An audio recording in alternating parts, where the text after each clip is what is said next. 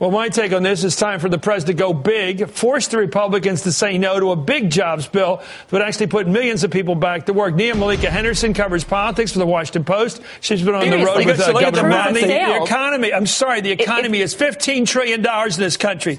It suffered from a low growth rate this year of less than 2%. Right. He thinks he can goose that up with a jobs bill that's $140 billion. That's less than like 0.5% of our economy. If he got every nickel of this, he'd be moving the economy by a little less than 0.5%. Why does he go for something so small bore that even if the Republicans said, go ahead, take it, it wouldn't make any difference? And they're never going to say take it, ever.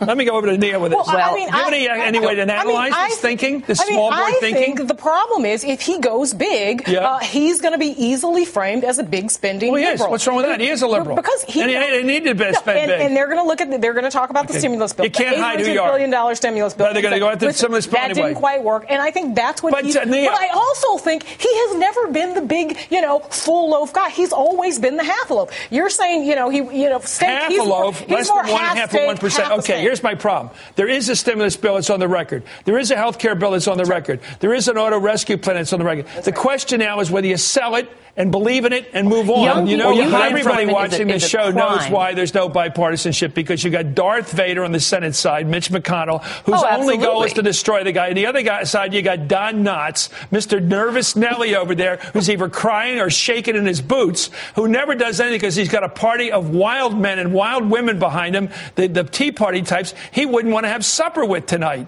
He doesn't want to hang around these people, but they're around his neck. So how can you accuse him not dealing with that crowd? But you've also got some squeamish Democrats who don't want to go back to there. You got Joe Manchin, you got Claire McCaskill. Does she really want to go back to Missouri and say, I just voted jobs, for highway bills? Yeah, because those highway bills are going. Don't call it a stimulus bill. People have soured on spending. He tried to brand this as investment. Republicans say this is spending. He doesn't want to be framed as a Carter or an old Democrat. Let me just tell you this. Republicans talking about huge spending on defense, on aerospace and stuff like that. That's bigger spending than anything else. They're always for it. What's the difference between building on highways, they're national defense highways that Eisenhower called them, National Defense Highway Plan? What's the difference between building up a structure in this country that we can actually get across fast?